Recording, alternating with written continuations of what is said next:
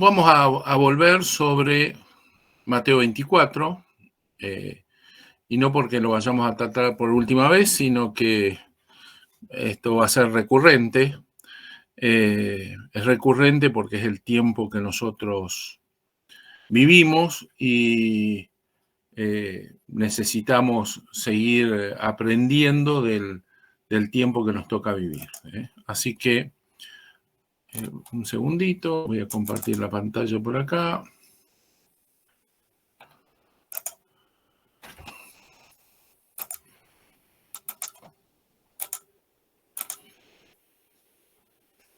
Bueno. Muy bien. Dice, ahí Jesús se les presentaba en un momento especial, estaba mostrándoles los edificios del templo y mostrándoles, avisándoles o profetizándoles que no iba a quedar absolutamente nada de eso. Y en medio de eso empezó entonces a hablar sobre los tiempos finales. Tiempos finales es que coincido con, o puedo coincidir con muchos que comenzaron en ese tiempo. Lo que nunca voy a coincidir es con aquellos que piensan que ya se cumplieron y que, porque lo he escuchado, me lo han mandado escrito, me lo han mandado en audio, diciendo que no hay contenido profético vigente en Mateo 24, no lo voy a aceptar jamás. Pienso que esto está, ¿cómo es? Está tan vigente como el primer día, a pesar de que se puede haber cumplido mucho de esto o no, lleguemos a la conclusión de que esto ya está muy avanzado o no. Algunos piensan, yo lo pensé durante mucho tiempo, pero les digo, acepto que pueda haber comenzado antes, que estamos viviendo este tiempo y tal vez con una intensidad que no se vivió en otro tiempo. La intensidad de los tiempos ha hecho que, podamos plantearnos estas cosas. La historia, si bien se repite, como veíamos la semana pasada hablábamos de los ciclos históricos y cómo estos se van repitiendo una y otra vez. La Biblia, como lo advierte ya desde tiempos del Eclesiastés, donde ya estaban pensando o ya estaban viendo el hecho de que los tiempos eran cíclicos cuando no tenían demasiadas herramientas para medirlo, pero más allá de que los ciclos se repitan y que los esquemas sean iguales, la intensidad y sobre todo el hecho de que sea globalizado, de que esto ha llegado a todos los rincones de la Tierra, es lo que más me llama la atención o hace que uno piense o vea los tiempos en una forma diferente. Y el Señor acá va a hablar de hasta el fin del mundo, con lo cual creo que esto era inalcanzable en otro tiempo y hoy esto es, lo estamos viendo que, por ejemplo, se tira un tiro en Ucrania y esto como si fuese una onda en el agua nos ha alcanzado absolutamente a todos los rincones de la Tierra y no hay ningún lugar de la Tierra que pueda decir nosotros estamos lejos, esto no nos afecta, ¿sí? Así que con eso en la cabeza vamos a volver a entrar en este Mateo 24. Dice que estando sentado en el Monte de los Olivos, los discípulos se le acercaron aparte diciendo: dinos, ¿cuándo serán estas cosas y qué señales habrá de tu venida y del fin del siglo? Y respondiendo Jesús les dijo: mirad que nadie os engañe, porque muchos vendrán en mi nombre diciendo yo soy el Cristo, y a muchos engañarán. Y oiréis de guerra y rumores de guerra. Mirad que me gusta una traducción que dice: y oiréis de guerra y alertas de guerra. Mirad que no os turbéis, porque es necesario que todo esto acontezca, pero aún no es el fin. Porque se levantará nación contra nación y reino contra reino, y habrá pestes y hambres y terremotos en diferentes lugares, y todo esto será principio de dolores. Entonces os entregarán a tribulación y os matarán y seréis aborrecidos de todas las gentes por causa de mi nombre. Muchos tropezarán entonces y se entregarán unos a otros y unos a otros se aborrecerán. Y muchos falsos profetas se levantarán y engañarán a muchos, y por haberse multiplicado la maldad, el amor de muchos se enfriará. Mas el que persevere hasta el fin, este será salvo. Y será predicado este evangelio del reino en todo el mundo para testimonio a todas las naciones, y entonces vendrá el fin. Cuando armo el bosquejo de un estudio, suelo ponerle, o tengo que poner una idea central o un título, y le puse la perseverancia de los escogidos. Y no vamos a empezar por ahí, pero vamos a terminar por ahí, ¿sí? Así que vamos a empezar a compartir de a poco estos textos, ¿sí? En primer lugar, dice que habrá guerras, oiréis de guerras y rumores de guerras. Le decía que hay cosas que vamos a ver hoy que ya hemos predicado o enseñado en Reformar, por ejemplo, o mucho antes también. Eran parte de las materias. Yo me acuerdo que una de las cosas que nos planteábamos cuando hablábamos de discipular sistemas, y era cómo estaba organizado el mundo, cómo estaban organizados los hombres, cómo se habían organizado el mundo espiritual y cómo se había organizado el mundo de los hombres. Convivimos los hombres y los seres angelicales, ya sean buenos o malos, angelicales propiamente dichos o demoníacos, convivimos en tiempo y en espacio, y Dios eligió, formó, construyó, creó la tierra como nuestro habitáculo, ¿sí? Y en la tierra ambos estamos atrapados en tiempo y espacio. La pregunta siempre fue cómo, esto enseñábamos en aquel tiempo, cómo están organizados los hombres, o qué los hace organizarse en la tierra.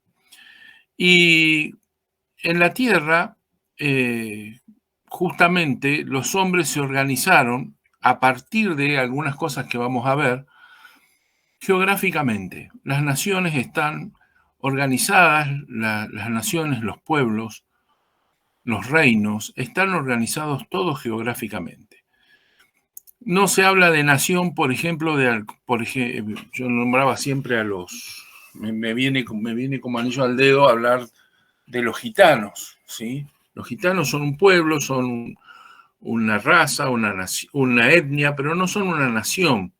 Y no llegan a ser una nación justamente porque no hay una nación gitana que se haya establecido en un lugar y tenga un territorio, y como tal, en ese territorio, una organización sistémica de organización política, organización económica, y con todos los sistemas que funcionan dentro de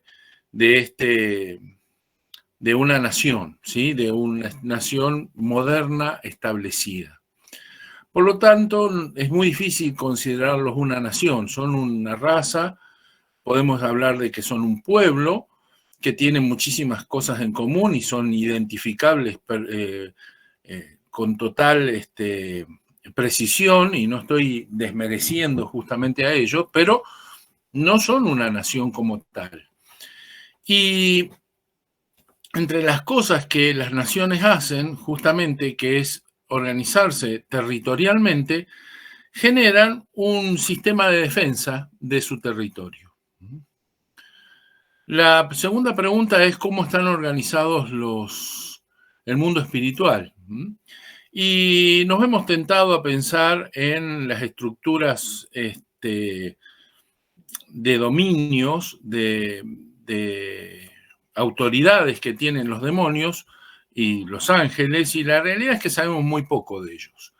Pero sí sabemos algunas cosas con claridad, y es que ellos están puestos para servir a los hombres y siguen las estructuras geográficas que tienen los hombres. Los hombres y el mundo espiritual está organizado territorialmente. Es bastante sencillo, les recomiendo leer, por ejemplo, Daniel capítulo 10, y van a ver ahí cómo cuando Daniel pide ayuda para interpretar, Dios envía a su ángel, a su príncipe, y él habla de una batalla en los cielos, y habla del príncipe de Persia y el de Grecia, y cómo territorialmente responde el mundo espiritual, y cómo el pueblo de Israel que había sido prendido es también custodiado por príncipes que están puestos para servicio de este pueblo. Ahora,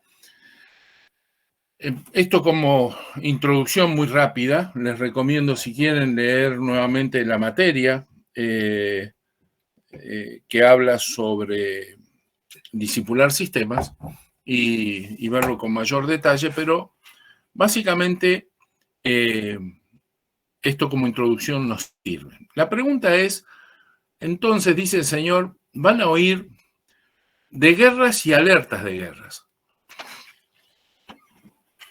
En esto de oír de guerras y alertas de guerra, la pregunta que yo siempre me hice fue, ¿por qué se producen las guerras? ¿Qué cosas son las que desatan las guerras? Las guerras se desatan por las mismas cuestiones que se pervierten los hombres.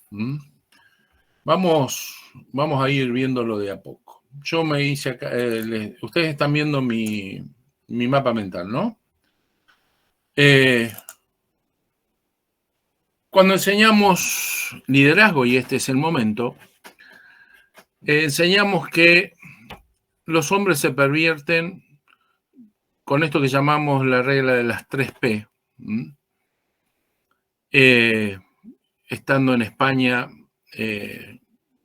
dije la regla de las 3P, y dije los hombres se pervierten o caen, los líderes caen por problemas de plata, poder y polleras. Y me dijeron, no diga eso aquí, porque polleras son otra cosa en España, ¿sí? Así que ellos tienen la regla de las 3F, que es fama, finanzas y faldas.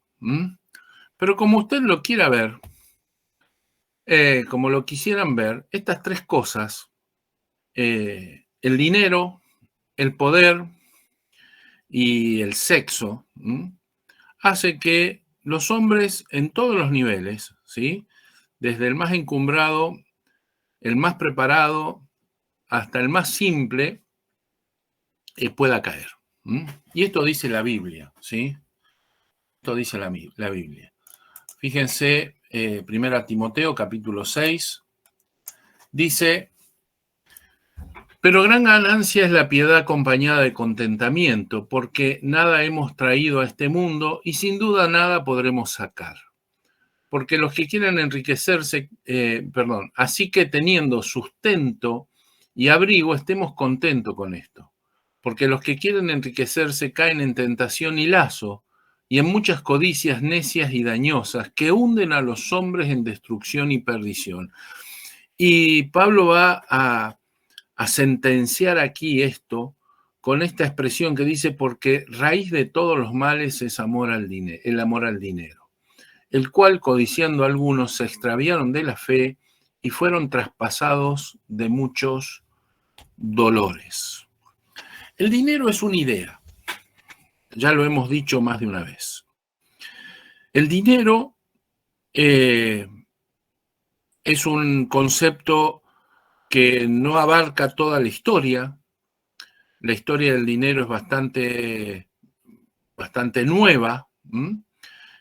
Siempre fue por materias primas, fue el oro, fueron cuestiones que no se depreciaban las que se utilizaron para el trueque o para el comercio, hasta que el comercio fue forjando la idea de tener dinero, ¿sí? Llegamos al Nuevo Testamento con el dinero bien establecido, con monedas de plata, monedas de oro, talentos, denarios y un montón de monedas que están funcionando, pero en el Antiguo Testamento no era tan claro a la hora de, por ejemplo, de los egipcios, la cosa no estaba tan clara, y cuando me explican el dinero ahora a partir de los feudales, tampoco me sirve, porque ese es un dinero muy moderno, ¿sí? La historia del dinero es bastante más viejo, pero la idea de las riquezas, ¿sí? Sí está metida en la concepción o en la conciencia del hombre desde siempre. Las riquezas, el lujo, ¿sí? Y dice la palabra, y yo me ciño a la palabra, que esta idea del dinero como aquel que me permite, que me da acceso a las tres cosas que dijimos allí, ¿sí?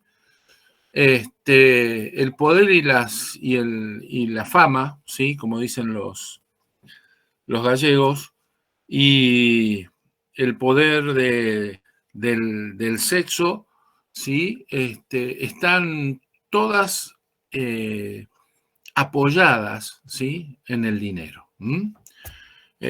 Hay un dicho popular que dice que billetera mata galán, y es así, ¿sí? Y es así. Entonces, mi pregunta es, si los hombres caen por estas razones, ¿por qué se pelean o por qué se generan las guerras? Que era la pregunta por la cual partimos. Y hay dos razones que generan guerras.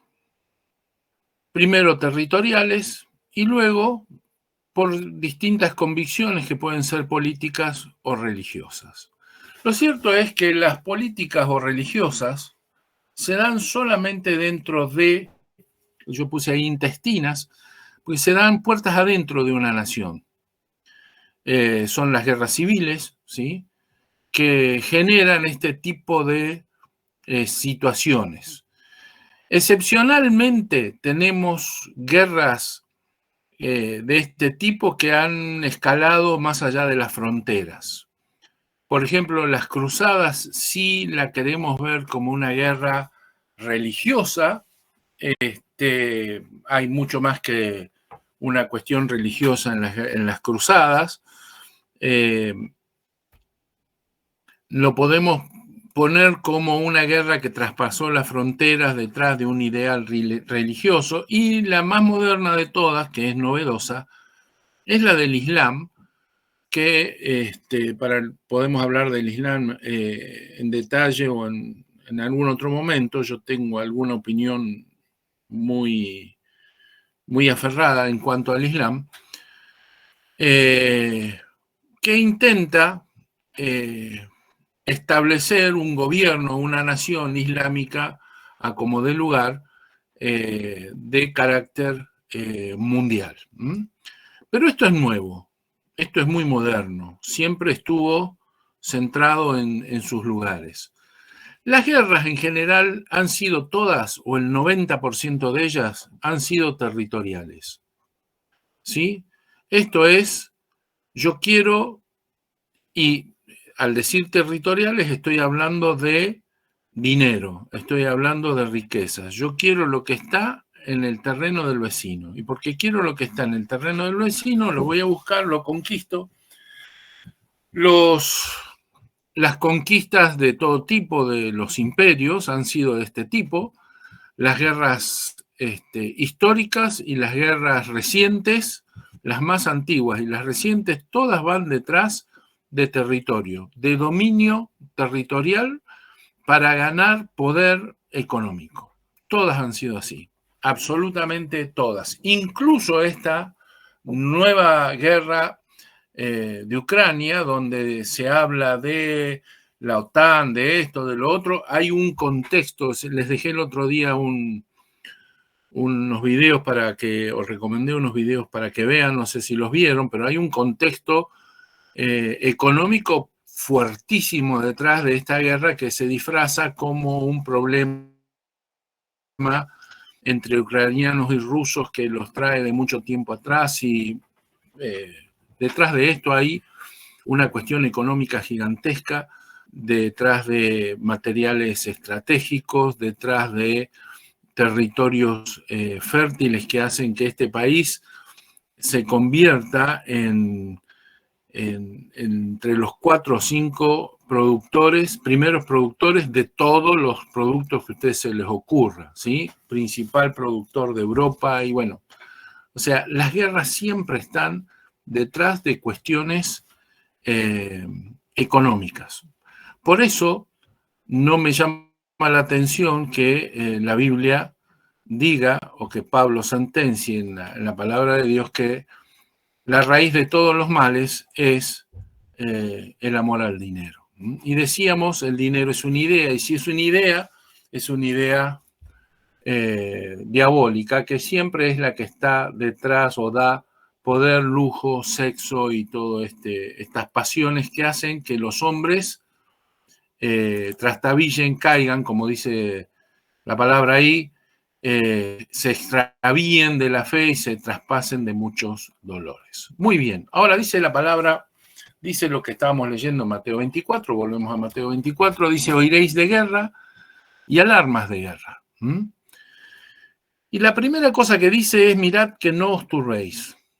De aquí vamos a arrancar, porque es necesario que todo esto acontezca, pero aún no es el fin. ¿Qué significa esto de, primero dice, mirad que nadie os engañe, vendrán, pero dice, mirad, esta palabra de mirad o atención que pone el Señor, está puesta en que no nos turben las noticias. Y las noticias nos van a apabullar, y nos van a apabullar cada vez más. Vamos a estar al borde de la Tercera Guerra Mundial cada 5 minutos, ¿sí? Vamos a estar al borde de la hecatombe cada 5 minutos. Pero dice el Señor, esto no es el fin. Esto es necesario que acontezca antes de que yo venga. Pero dice, mirad que no os turbéis. ¿Qué significa que no nos turbemos? La idea de turbarse es la idea del choquearse de tal manera como cuando al boxeador le pegan una piña que lo dejan knockout. Esa es la idea. Entonces, lejos de que eso nos pase, dice el Señor, yo les advierto todo esto para que no se paralicen. Yo no los necesito paralizados, los necesito activos, y vamos a ver qué significa esto. Dice el Señor, es necesario que todo esto acontezca, y esta idea de la necesidad solamente compete al Señor, ¿sí? Yo podría preguntarle, Señor, ¿por qué es necesario todo esto? No me animo ni me atrevo a preguntarlo. Es una cuestión de cómo Él diseñó o ve el fin de todas las cosas. Y entonces va a expresar esto que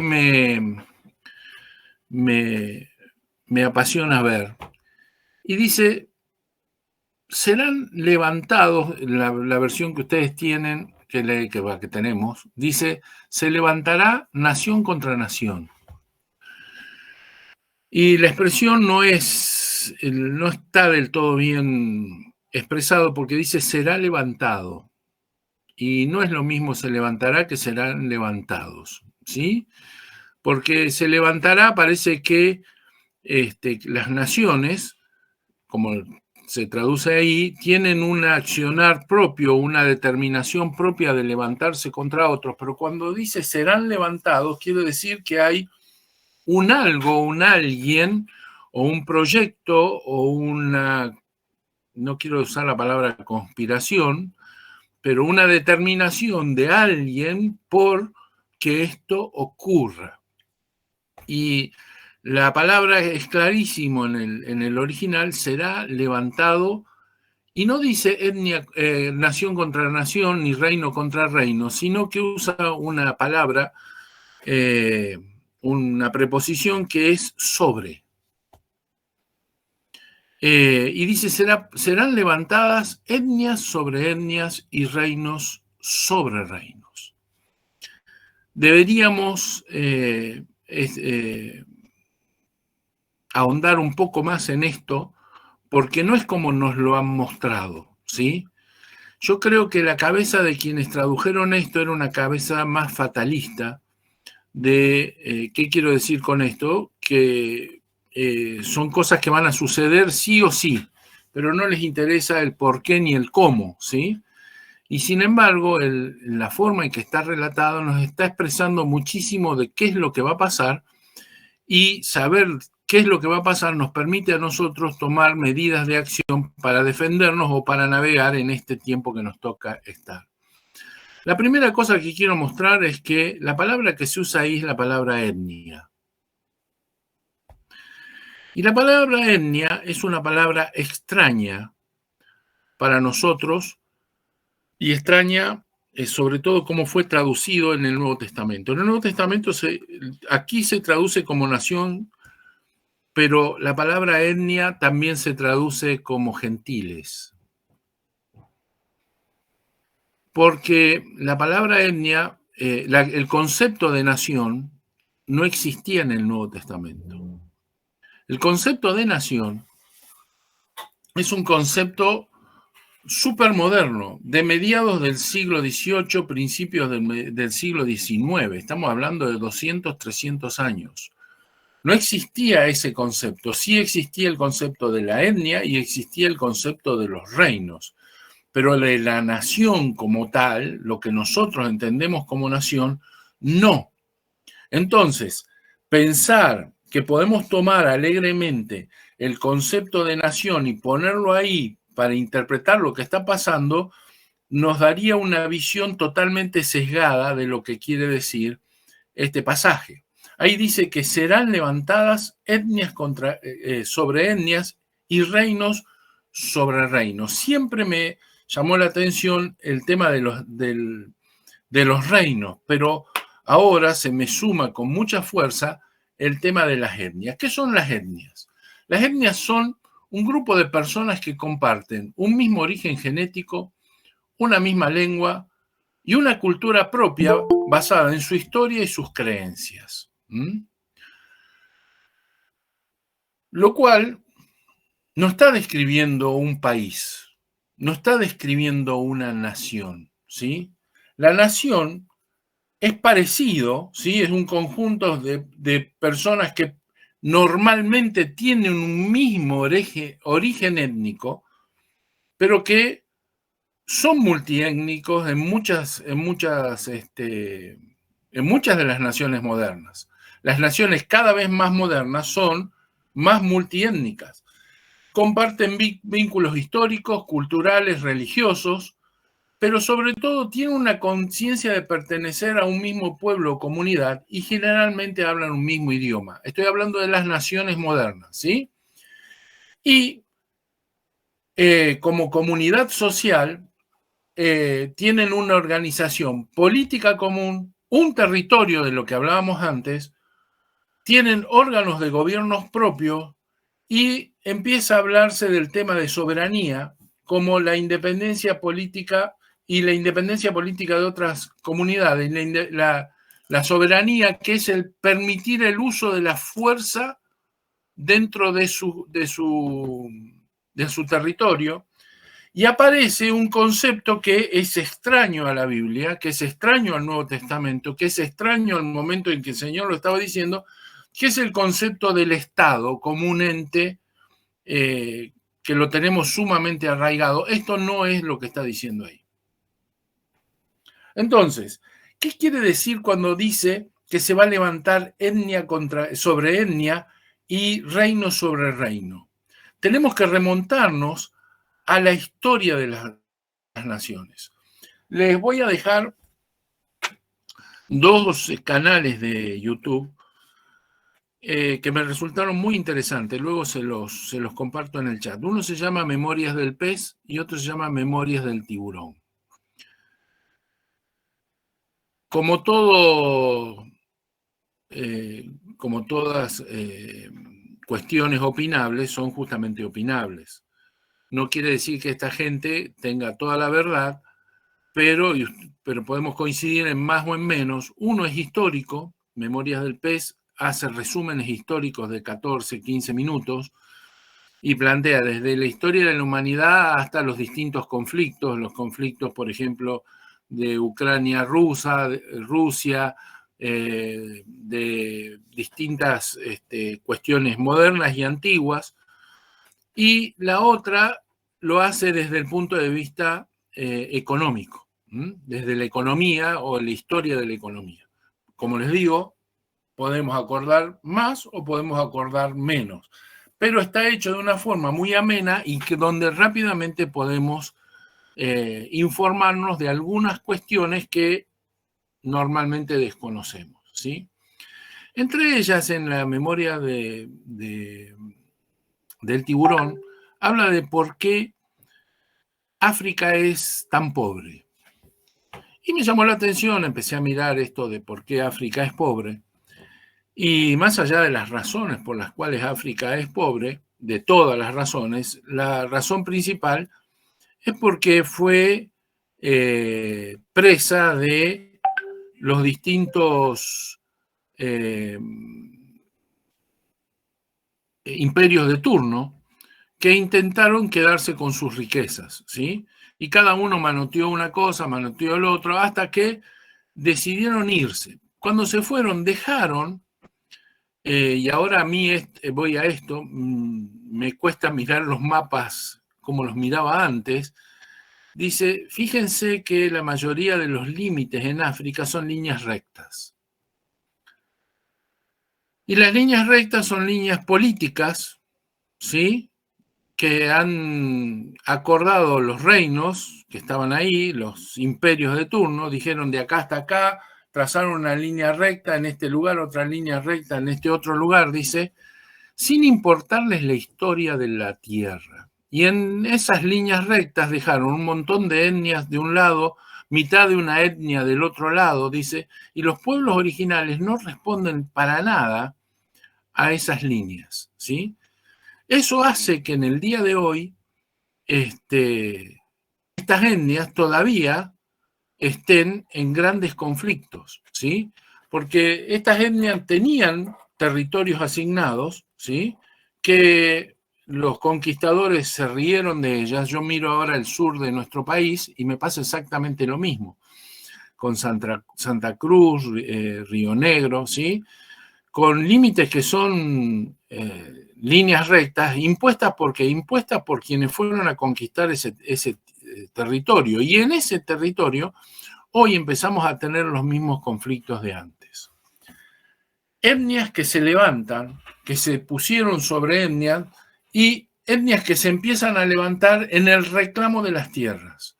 Reinos antiguos que se empiezan a levantar en el reclamo de su historia. ¿Cuántos reyes hay en el mundo? Muy pocos. Hoy monarquías tenemos muy pocas en el mundo. No me puse a contarlas, pero no sé si lleguen a 10 monarquías. Sin embargo, hay un montón de antiguos reinos que se están levantando. Simplemente céntrense, por ejemplo, en España. Y ahí en España ustedes tienen un montón de reinos antiguos que están intentando, ¿sí? O amenazando con separarse. Y si ustedes se van, hablamos de Cataluña, hablamos de Castilla, hablamos de los vascos, ¿sí? Pero la historia es mucho más rica que ellos. La historia va hasta los mismos musulmanes.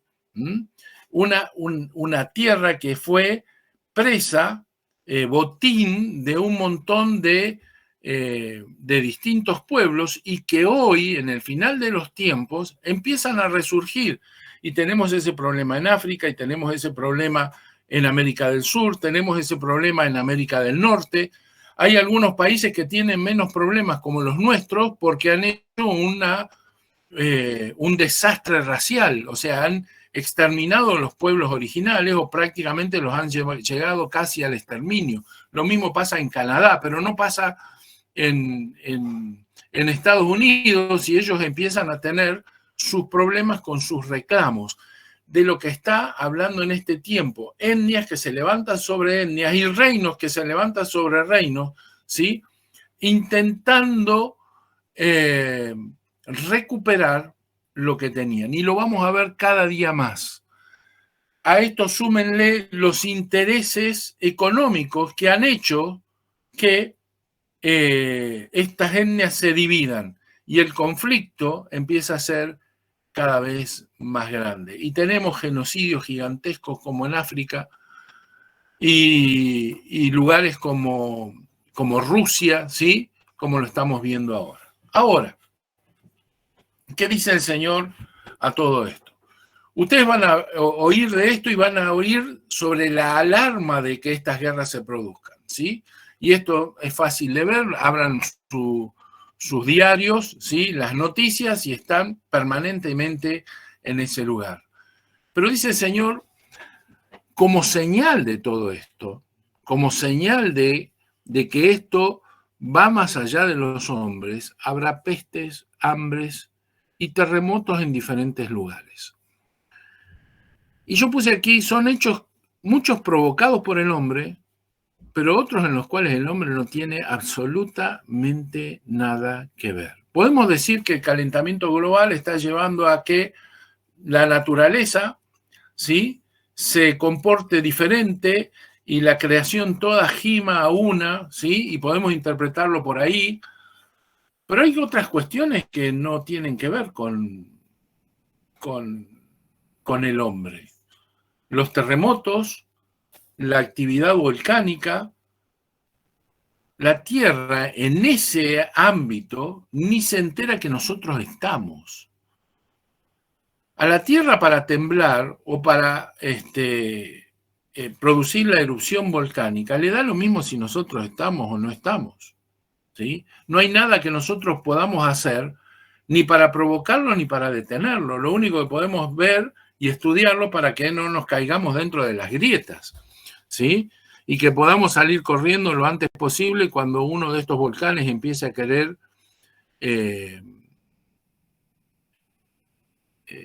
entrar en erupción. Pero esto, y ustedes dirán, pero esto ocurrió durante toda la historia, sí, pero nunca como en este tiempo. Nunca como en este tiempo.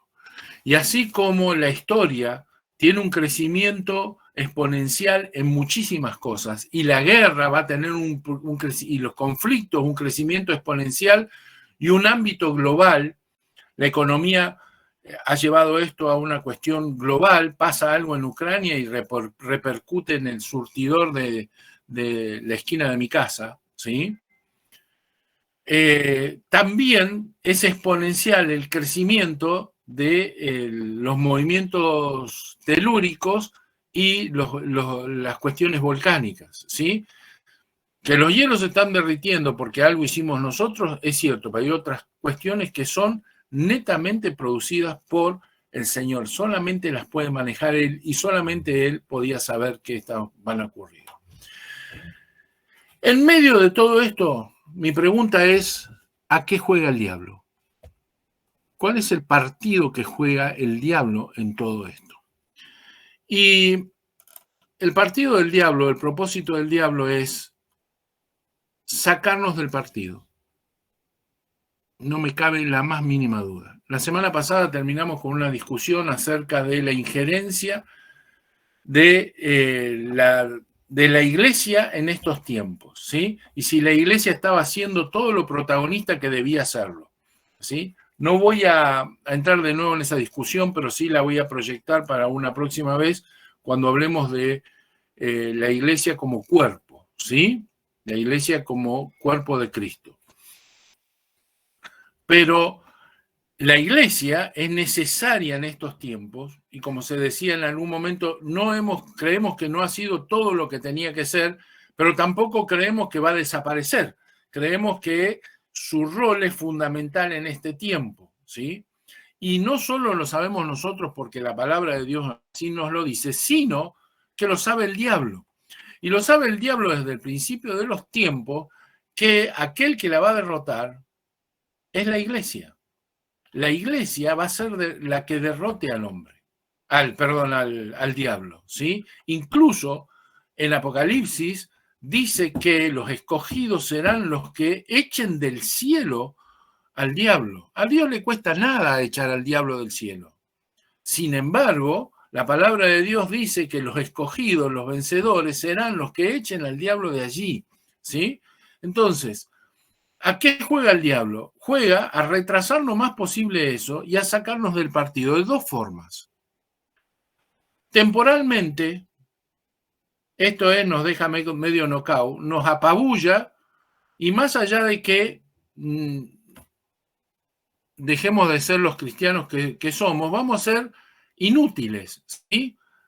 Mirad que no os turbéis, del cual habla el Señor, es a que el diablo nos saque temporalmente, momentáneamente, del partido, y lo puede hacer de 1001 formas, ¿sí? Pero lo va a intentar. Dice que él va a intentar engañar aún si fuese posible a los escogidos. O también lo puede hacer sacarnos del partido definitivamente.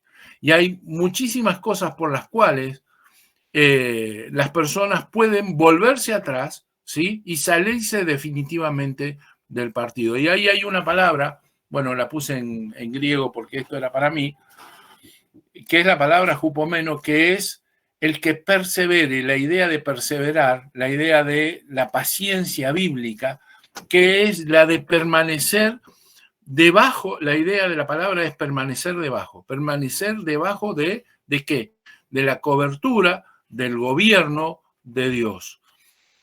El Señor dice, si mi palabra permanece en vosotros, pero también dice, si vosotros permanecéis en mi palabra. Dice las dos cosas, y de esto se trata el perseverar, ¿sí? A ver, y quiero ser claro en esto. Como buen bautista van a decir, yo creo que la salvación no se pierde. La idea de la pérdida de la salvación como algo que el diablo puede venir y arrebatármela y sacármela, o que en la esquina por un accidente yo la perdí, no me gusta la palabra perder, ¿sí? Porque no me gusta, porque yo no creo que me la haya ganado, yo no puedo perder nada que no me gané, ¿sí? Y no acuerdo con eso. Yo la tengo garantizada por la sangre de Cristo, ¿sí? Yo creo en el Señor Jesucristo y soy salvo, ¿está? Y esto no hay diablo que me lo vaya a sacar. Ahora, eso no quita que yo pueda dejar de ser salvo. ¿Puede una persona dejar de ser salvo? La palabra está llena de ejemplos, ¿sí? Y habla de perseverar y habla de llegar a la victoria y habla de los que se vuelven atrás para perdición, dice. Fíjense, Hebreos 3:14 dice, mirad, hermanos, que no haya ninguno de vosotros de corazón malo, de incredulidad, para apartarse del Dios vivo. Antes exhortados los unos a los otros cada día, entre tanto que se dice hoy, para que ninguno de vosotros se endurezca por el engaño del pecado, porque somos hechos participantes de Cristo, con tal que retengamos firme hasta el fin nuestra confianza del principio, entre tanto que se dice, si oyeres hoy su voz, no endurezcáis vuestros corazones como en la provocación. Y en otro momento dice, no perdáis pues vuestra confianza. La palabra confianza es la palabra parresía, que es la palabra libertad para entrar como si fuese la osadía o intrepidez, ¿sí? La palabra es la palabra intrepidez, porque tiene grande premio, grande galardón, dice, porque os es necesaria la paciencia, y la palabra paciencia es perseverancia, la misma palabra, para que habiendo hecho la voluntad de Dios obtengáis la promesa, porque aún un poquito, y el que ha de venir vendrá y no tardará, mas el justo vivirá por la fe, y si retrocediere, no agradará mi alma. La clave está en el retroceder, el volverse atrás. En Hebreos son los apóstatas, ¿sí? Pero nosotros no somos de los que retroceden para perdición, sino de los que tienen fe para preservación del alma. O sea, ¿se puede dejar de ser salvo? Sí, claramente, pero para eso hay que retroceder. Para eso hay que renunciar a lo que me fue dado, ¿sí? No lo pierdo yo ni siquiera por pecar, ¿sí? Lo pierdo por una renuncia expresa porque yo retrocedo de lo que me vuelvo atrás, ¿sí? Deshago lo que Cristo hizo. Lo que sí no se lo recomiendo porque no tiene vuelta, ¿sí? Quien renuncia no puede volver. ¿Mm? El apóstata no puede volver, y en eso Hebreo es claro, dice, no va a morir Cristo 2 veces por la misma persona, ¿sí? Así que no les recomiendo que hagan la prueba de esto. Ahora, ¿lo va a intentar el diablo? A esto vamos, ¿sí? Yo no quería meterme en esta discusión, pero necesito hacerlo por lo menos sesgado ahí, no se me queden clavado ahí, ¿sí? ¿Lo va a intentar el diablo? Claro que lo va a intentar. Ahora, dice el Señor, es necesario que esto acontezca, no os turbéis porque es necesario que esto acontezca, pero esto todavía no es el fin. Ahora, ¿cuándo vendrá el fin? Dice, el fin vendrá cuando sea predicado este evangelio del reino en todo el mundo para testimonio a todas las naciones, y entonces vendrá el fin. La señal, lo que desata el fin es la predicación global de este evangelio del reino. Y aquí está una de las claves de todo lo que vayamos a ver de acá en adelante, ¿sí? Porque el Señor no dice cuando sea predicado el evangelio del reino, dice cuando sea predicado este evangelio del reino. Y si dice este, es porque hay muchos evangelios del reino siendo predicados en este tiempo y en todos los tiempos, ¿sí? Dice que hay falsos profetas, hay falsos maestros, hay falsos apóstoles, ¿sí? ¿Predicando qué? Predicando cualquier verdura por ahí. Nuestro problema es identificar este evangelio al cual hace referencia el Señor Jesús de todos los demás. ¿Mm? Y a esto es que debemos abocarnos. Entonces, ¿qué es lo que el diablo va a intentar hacer? Sacarnos del partido. ¿Qué es lo que nosotros debemos hacer? Diferenciar el evangelio que el Señor Jesús está predicando, está queriendo, ¿sí? Para predicarlo a todo el mundo. Luego, si ustedes siguen leyendo Mateo 24, van a ver en esto de el ser hebreo de Jesús, la condición hebrea, cultural hebrea de Jesús, que les pone el tema, lo termina y luego lo repite y le agrega algún otro condimento, ¿sí? Ahora, en ese otro condimento va a decir, si estos tiempos no fuesen acortados, nadie sería salvo. Porque el diablo va incluso a tratar de engañar hasta los escogidos. Pero a causa de los escogidos, este tiempo ha sido acortado, ¿sí? ¿Qué quiere decir? ¿Dios va a interrumpir y va a acortar los tiempos? No, porque no puede en un momento decir esto se termina cuando se predique el evangelio hasta lo último de la tierra, para luego decir, bueno, pero como la cosa se puso tan pesada, Dios intervino antes, porque si no, todo esto se iba a desmadrar. No, no dice eso. Las dos cosas son exactamente lo mismo. ¿Qué quiere decir que a causa de los escogidos los tiempos se acorten? Quiere decir que el diablo no va a poder con todos y que hay algunos que son los vencedores, que son los escogidos, que son los que entendieron que hay que predicar este evangelio hasta lo último de la tierra y con premura lo han hecho para acortar los tiempos, ¿sí? A causa de, por culpa de estos que predicaron el evangelio, este evangelio del reino hasta lo último de la tierra, es que estos tiempos son acortados. Las señales las tenemos, las estamos viendo por todos lados, ¿sí? Les decía la semana pasada, hasta las cuestiones económicas hoy nos están hablando y préstenle muchísima atención, ¿sí? Bueno, no me voy a meter en la semana pasada, ¿sí? Hasta acá quería llegar hoy. Ahora, como líderes, ¿sí? La pregunta es, ¿sabemos a dónde estamos llevando a aquellos que decimos liderar? Es la palabra, es la pregunta clave del liderazgo. Yo soy guía de otras personas, ¿sé a dónde las estoy llevando? Si yo les pregunto que definan el evangelio, ¿sabemos de qué se trata? O vamos a venir con el cuento, así como hay un relato político, y comenzamos informalmente esta charla hablando de los distintos relatos políticos y de la realidad. Hay un relato evangélico. Hay un relato evangélico. Y hay un evangelio light que ha logrado que muchas personas se conviertan, pero que también ha sacado a la iglesia de la cancha, contra el cual el diablo no se ha opuesto. Fíjense, siempre me llamó la atención esto, ¿no? Cómo confundimos guerra espiritual con liberación. Y hemos llevado a la liberación como si fuese la guerra contra el diablo, y el diablo se ríe de nosotros. Y manda un demonio acá y otro demonio allá, y salta, brinca, hace fuegos artificiales, escupe espuma por la boca, saca sapo por las orejas, y se ríe de nosotros como si nosotros estuviésemos venciendo al diablo ahí. Y nosotros no vencemos a nada, y lo único que hacemos es jugar a los cowboys con el diablo. La guerra espiritual, la importante, pasa por otros lados. Pero ¿qué ha hecho que esto sea así? Este evangelio, que no es este. El Señor no fue contra a liberar a las personas, por supuesto que sí. Debemos liberar a las personas, por supuesto que sí. No estoy diciendo que no sea así. Pero hemos confundido de tal manera algunas cosas, ¿sí?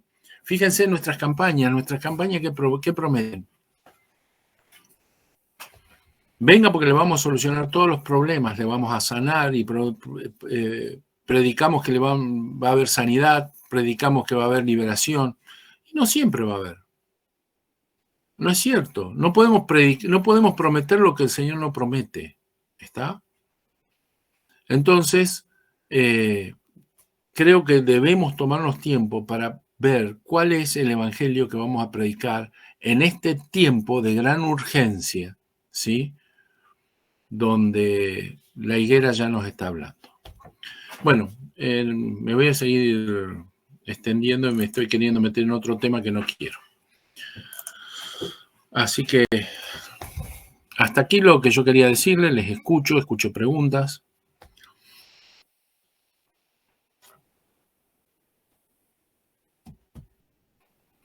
Si no, tengo un cumpleaños esperándome abajo, porque el cumpleaños de mi suegra, así que ustedes no pueden olerlo, pero yo estoy olfateando todo lo que está ya cocinándose, así que... Sí, un comentario. Dale. Hola, buenas noches, Oscar, ¿cómo andas? ¿Cómo estás? Bien, acá estamos. Cuando Jesús estaba ahí, anteriormente de estar en el monte, estuvo en el templo. Uh-huh. Y anteriormente en el templo, si vos vas a Mateo 23, 39, justo lo estaba leyendo, uh-huh. Él le habla al pueblo judío. Sí. Le habla a su pueblo y le dice, porque os digo que desde ahora no me veréis hasta que ustedes digan, bendito el que viene en el nombre del Señor. Uh-huh. O sea que también una de las señales va a ser que el pueblo de Israel debe reconocer a Jesucristo como el Señor. Ah, sí, por supuesto. Sí, por supuesto, eso es claro en la palabra, ¿sí? Y también les dijo antes, he aquí vuestra casa os es dejada desierta, ¿sí? Oh, sí.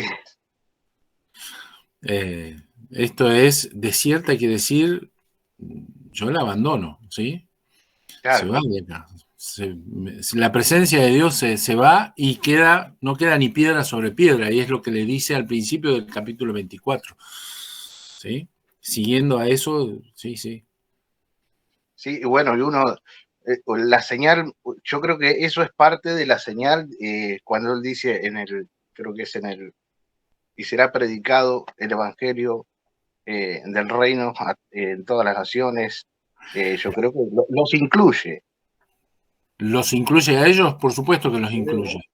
Los incluye, lo que pasa es que con ellos hay un trato especial que podemos ver también en Apocalipsis, ¿sí?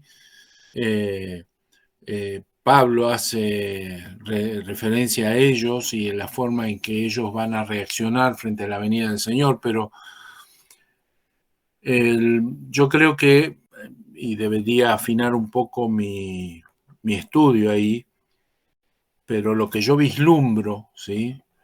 Es que va a haber un tiempo para el pueblo de Israel más allá del tiempo para los gentiles, ¿sí? Aun cuando para los gentiles ya sea tarde, todavía para el pueblo de Israel van a poder reconocer al Mesías prometido. Yo eso, por lo menos es lo que intuyo, ¿sí? No lo quiero afirmar con... El otro día escuchaba un debate muy interesante entre el pastor Gutiérrez y un rabino judío. Y el pastor Gutiérrez, muy, no sé si ingenuo, le decía, bueno, pero nosotros los cristianos fuimos perseguidos como ustedes, a nosotros la Iglesia Católica nos persiguió. Yo creo que se equivocó porque el que persiguió a los primeros cristianos fueron los mismos Los judíos. mismos judíos, sí. Pero claro, si Jesucristo, ¿por qué se reunían en las casas escondidos? ¿De quién? ¿No se escondían de los del sábado, los que Bueno, guardaban el sábado? de dónde parte Pablo? Claro. ¿De ¿Sabés dónde lo que parte? le dijo? ¿Sabés lo que le dijo el rabino? Dice, bueno, no, dice, pero lo que pasa es que él queriéndose identificar con la comunidad judía y cuestionando a la comunidad católica. Entonces el rabino dice, mira, nosotros no diferenciamos. Usted y los católicos para nosotros son como la Coca-Cola. Nada más que una es light y la otra es sin azúcar y la otra tiene azúcar, pero para nosotros son lo mismo. Lo cual es una gran estrategia del diablo, ¿sí? Una gran estrategia del diablo. Hacer que no haya un cristianismo claro. Seguramente vayamos a ver un poco más cuando hablemos de la iglesia como cuerpo y esta capacidad que tuvo la iglesia católica de fusionarse con un imperio y tener una entidad corporativa que no tiene el resto de la iglesia cristiana, ¿no? Esto es... Oscar, una consultita. Se me está apagando la computadora y está cargándose, por eso me parece que no está la cámara. Sí. En Mateo 24, una de las cosas que, por lo que usted mencionó recién, de esto de que hay un tiempo para los judíos, más allá de lo que tiene que ver con la iglesia, que tiene que ver, me imagino, con el calendario profético de Daniel, que de las 70 semanas, y no sé si a eso más o menos hace referencia. No, al texto donde Pablo dice que lo reconocerán a una, ¿no? Entonces, yo creo que me resuena eso en la cabeza, pero como te digo, es una... ¿Al texto de Pablo cuál? Hay un momento, a ver. No, yo hablo la pregunta venía de Mateo 24, porque como que hay pasajes del texto como que le habla al pueblo judío, como que le está hablando específicamente al pueblo judío. ¿Cómo? Perdón, volveme a decir. Como que hay pasajes ahí de antes del fin, que obviamente que habla al pueblo judío, y obviamente ahí como que no diferencia los tiempos de la iglesia con respecto a los tiempos del pueblo judío. Está todo mezclado, parece, ahí en Mateo 24. Me parece, no sé. Y una de las cosas que me llama la atención, la otra vez escuchaba a... ¿Quién era que lo decía? Creo que era Lucas Márquez. Hablaba y decía del misterio que Pablo reveló, que es el tema de la iglesia. que estaba escondido. Obviamente los judíos, es más, creo que el Hecho de los Apóstoles se revela recién en el capítulo 12, el tema de la iglesia. Entonces, hasta ahí, lo que narraba Jesús en Mateo 24, obviamente era un misterio, el tema de la iglesia. Sí. Entonces, todo se interpretaba como que era todo exclusividad de los judíos. No había todavía esa idea de un nuevo hombre, obviamente. En el momento en que Jesús está hablando, la idea de iglesia todavía no estaba ni siquiera expresada por Jesús. Jesús lo va a expresar. En Mateo 18 habla sobre la iglesia. Sí, pero es una pequeña mención a Pedro. ¿Cómo? La confesión de Pedro ya es una pequeña mención a Pedro. Sí, pero no como tal, no como cuerpo, como lo va a expresar en la última cena. ¿Sí? Claro, no. Claro, y eso en la comisión creo que lo deja ver, eso de que vayan hasta lo último de la tierra, pero no lo interpretan como cuerpo.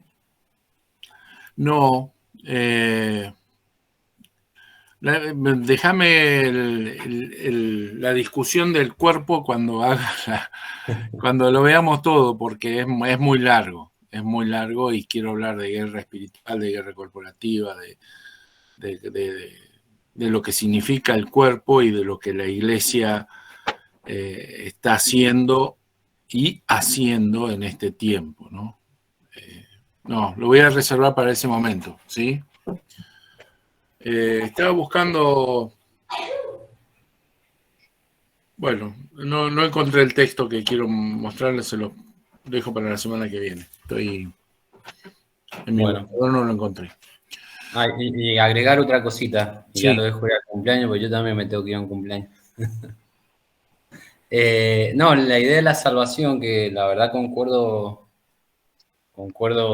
totalmente eso, el tema de la salvación. Creo que Jesús también lo expresó de una manera muy similar cuando en Juan 17, cuando hace la oración por los discípulos. Sí. Todo lo que me diste acá está. Ninguno se perdió, dijo. Ninguno se me perdió. Entonces, ninguno los arrebata de mi mano. Ninguno, y habla de ninguno en forma general, pero después aclara, hace una mención, dice, salvo el hijo de perdición. Pero, es decir, de mi mano ninguno se perdió. Entonces la salvación tiene que pasar por ahí. Es decir, pasa por ahí, está totalmente garantizada. Pasa por ahí. Pero así como yo decido salvarme, aceptar la salvación, también puedo decidir irme, y ahí está el problema, ¿no? Claro, tal cual. La primera vez que fui a dar clase a un instituto pentecostal, yo arranco y iba a dar profetas menores, me acuerdo, no, profetas mayores. Y me paro, digo, soy el pastor Betín, vengo de Venado Tuerto, de la Iglesia Bautista. Ah, ustedes de los que piensan, salvo siempre salvo. Y yo no había escuchado en mi vida esa expresión, ¿sí? Así que así me recibieron. Bueno, tuve que explicar mi posición. Algún otro día les cuento la historia, pero esto de salvo siempre salvo tampoco es... Bueno, a mí nunca me lo enseñaron dentro de la Iglesia Bautista. Ethel podrá decir por ahí a lo mejor lo mismo. Jamás escuché esa expresión. No digo que no exista quien lo piense, pero bueno, afortunadamente no fue mi instrucción. Gente, los dejo hasta la semana que viene.